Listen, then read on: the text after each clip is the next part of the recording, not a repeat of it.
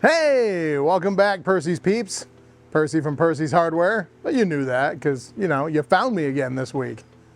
So this week, we're getting ready to actually work on switching paint lines. So the first step in painting is actually getting all the cracks sealed and everything else. So this week I thought we'd talk about caulk. So I actually did a little bit of homework on this one because I had a spare moment today and I don't usually do that. So I'm going to read off my little cheat sheet that I printed for myself. I think the neatest thing about caulk is we're in Maine. Everyone's giggling. Why is everyone giggling? When we're in Maine, a lot of shipbuilding, and that's basically where caulking things began, was shipbuilding. So basically they would take like fibers of old rope, cotton rope, and they would soak it in like pine tar, or they'd use oakum, which is basically hemp, and soak that in pine tar. And then the fibers were driven into a wedge-shaped seam, S-E-A-M, seam, because I can't talk right, between planks with a caulking mallet and a broad chisel-like tool called a caulking iron. The caulking was then covered over with a putty, or they'd use melted pine pitch. So, and the other neat thing, us being in Maine, is log cabins, between the, logs, when they stacked them up, they did the same thing. They used basically old cloth, old fibers, anything they could do to chink in between so it wouldn't, leak air through. So that's basically what we use caulking for today. It covers a seam, gives you a nice smooth line for painting. It also helps protect your home from air gaps and protects from insects coming in. So it helps seal up your home in a more efficient way. So there's several types of caulk. And we're going to talk first about acrylic latex caulk. That's basically a general purpose caulk. You'll usually see like a painter's caulk, something like this right here. I don't know how well it's focusing in on this, but this is painter's caulk. It usually dries fairly quick. A lot of them will dry within 20 minutes to a half hour. So you can paint something you usually use interior, that type of caulking. And then a latex with silicone, as my dog. He's mad, he wants me to love him, but I'm doing this right now, so I can't. Which does make me a little sad. I want to love him too. Sorry, buddy. So the next one would be latex with silicone. So basically it's like acrylic latex caulk or acrylic caulk, but it does have silicone mixed in with it. Silicone works for a better waterproofing. It can be used to seal around doors, windows, both indoors and outdoors. So that's kind of like your entry level of exterior caulking.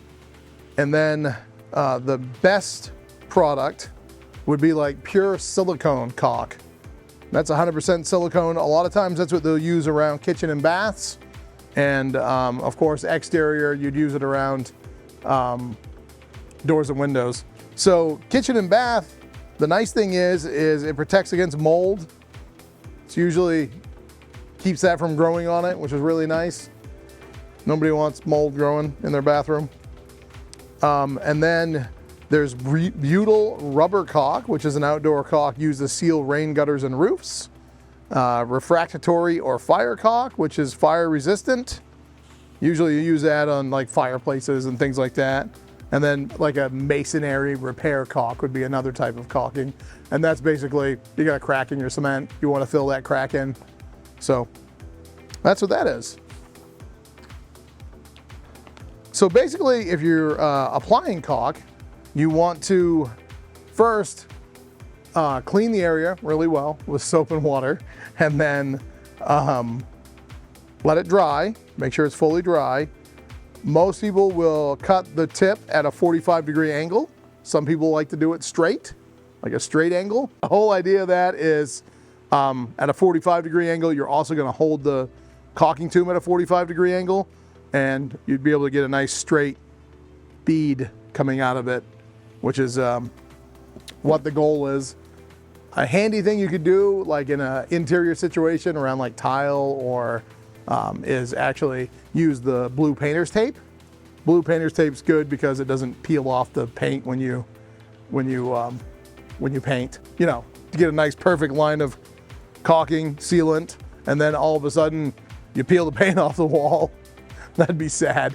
So yeah, so you use blue painter's tape and you just leave a gap in between where you want to put the caulking, and then you can just run the tube down where you want to fill in, and then you can either use a caulk tool or just your finger and just run your finger down to make it a nice smooth even bead, and then you just immediately peel that tape off, and voila, you don't have a whole mess that you got to try and clean up, or a really thin layer away from the area that you're trying to fill. I've done that. It kind of looks dumpy, so it's nice to, I wish I knew that tip, so now I do.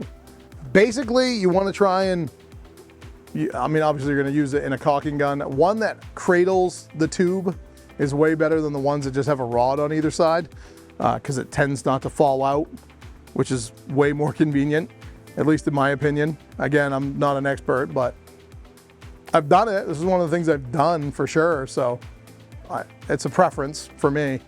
And then, you know, just try not to, it's not like, you're not gonna like bend your wrists when you're doing it. Try and use your whole body so you get a nice straight, even line. So that's just helps so much as far as that goes. So if you do get like you're running down a seam and you get a glob part of the way down, you don't want to have to restart in the same spot. Start on the other end. You know, if you'd started from the top, start from the bottom, work your way up to that, and then you'll be able to scoop it out when you're using either your caulk tool or, you know, just your finger. So that works really well. Another handy way to do it is after you cut the tip, just try and run part of it on a smooth surface so you get a nice even line. And if you have a really wide gap that you're trying to fill and you don't want to just have all of the material sink into that gap, they make backer rod.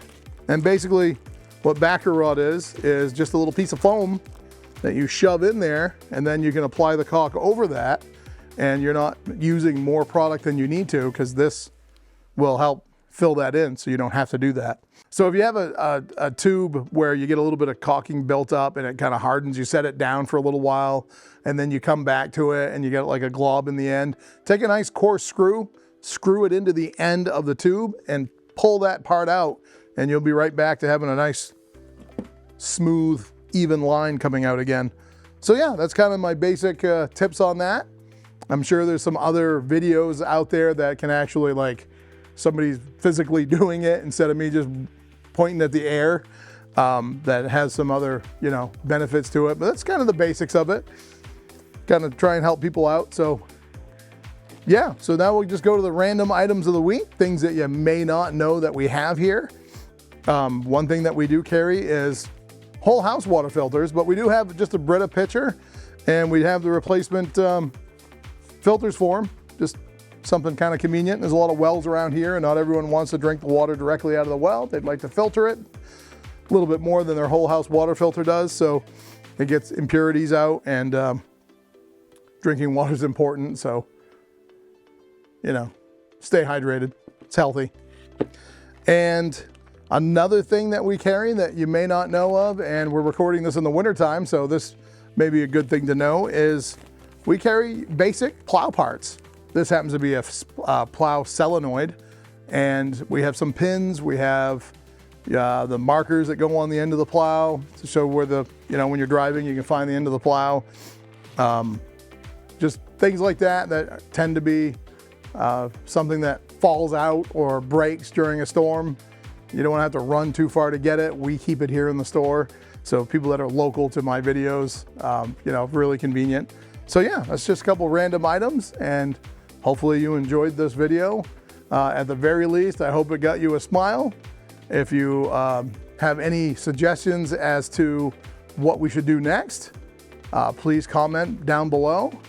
I know this is kind of a giggly subject, so try and keep it appropriate. Plenty of people look at this and There could be different age groups looking at this, so just do your best. And yeah, so if you happen to watch this in the afternoon or night or morning or evening, thank you for taking a few minutes out of your day to listen to me ramble. I do appreciate the feedback that people have given. A lot of similar comments, not similar comments, but repeat people making comments. So it's nice to see that people are enjoying them, and hopefully you can continue to. Yeah, so thanks again. At the very least, hopefully you're getting a laugh out of this, and we appreciate you taking the time, and hopefully we see you soon in person. Have a great day.